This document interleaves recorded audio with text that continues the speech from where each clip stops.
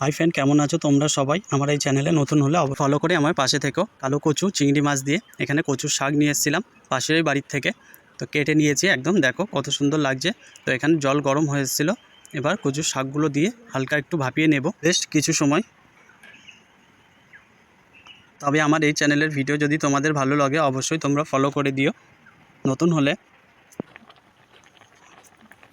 ফুটিয়ে নিয়েছি, বেশ কিছু সময় ফুটিয়ে নিয়ে ভাপানো হয়ে গেছে, নামিয়ে নেব। কড়াইতে সর্ষের তেল দিয়ে চিংড়ি মাছগুলো পরিষ্কার করে নিয়েছিলাম। তো চিংড়ি মাছগুলো অল্প লবণ দিয়ে ভেজে নেব।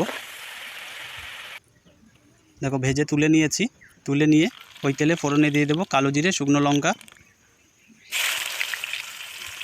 ফোড়নটা হালকা লাল হয়ে আসলে পেঁয়াজ কুচি দিয়ে দেবো, কাঁচা লঙ্কা, থেতো করা রসুন দিয়ে হালকা একটু কষিয়ে নিতে হবে, আর পেঁয়াজগুলো ভাজা ভাজা হয়ে যাবে। তারপর দিয়ে দেব ভাপিয়ে নেওয়া কচুর শাক।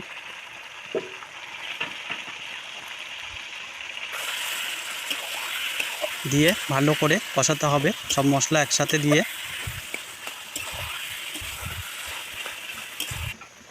অল্প হলুদ গুঁড়ো, তারপর দিয়ে দেব স্বাদ মতো লবণ। আবারও একটু নেড়েচেড়ে কিছু সময় কষিয়ে নেব ভালো করে।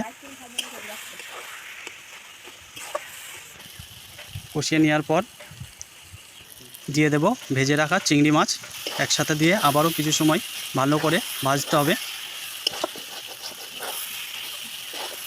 দেখো কতটা ছিল, কমে কতটা হয়ে গেছে, অল্প হয়ে গেছে।